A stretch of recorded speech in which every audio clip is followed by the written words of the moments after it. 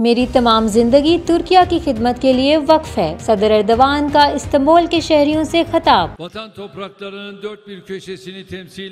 सदर एर्दोगान ने इस्तांबुल में एक अवामी इज्तिमा से खिताब करते हुए कहा कि तुर्किया की मोहब्बत मुझे एक खास कुव्वत अता करती है। मैं इस्तांबुल का मेयर बना और बहैसियत सदर भी मेरा अज़्म, हौसला और खिदमत का जज्बा मान नहीं पड़ा। तैयब एर्दोगान ने अपने इंतखाबी हरीफ कमाल कलिचदारोग्लू के इस बयान पर तबसरा भी किया, जिसमें मिल्लत इत्तेहाद के सदारती उम्मीदवार ने इक़्तिदार में आने के बाद रूस पर पाबंदियां आयद करने और मगरिब की खुशनुदी के हसूल के लिए हर मुमकिन इक़दाम करने का वादा किया है। ये याद दहानी करवाते हुए कि रूस तुर्किया का बुनियादी तिजारती इत्तेहादी है। सदर एर्दोगान ने कहा कि हम हमेशा की तरह वो करेंगे जो तुर्क अवाम चाहते हैं, वो नहीं जो मगरिब की ख्वाहिश है। सदर एर्दोगान ने तुर्क दिफाई सनत का तस्करा भी किया कि जब अमेरिका ने हमें S-400 मिसाइल सिस्टम रूस को वापस करने का कहा, चूँकि अमेरिका ने हमें मिसाइल सिस्टम नहीं दिया, लिहाजा हमारी दिफाई सनत अपनी मर्जी से इक़दामात करेगी। हम किसी की डिक्टेशन पर अपनी मंजिल या रास्ते को तब्दील नहीं कर सकते। सदर एर्दोगान ने अपनी आइंदा खारजा पॉलिसी का तस्करा करते हुए कहा कि हम रूस, अमेरिका और चीन से बातचीत का सिलसिला आगे बढ़ाएंगे और हमारे सबसे रवाबित बरकरार रहेंगे।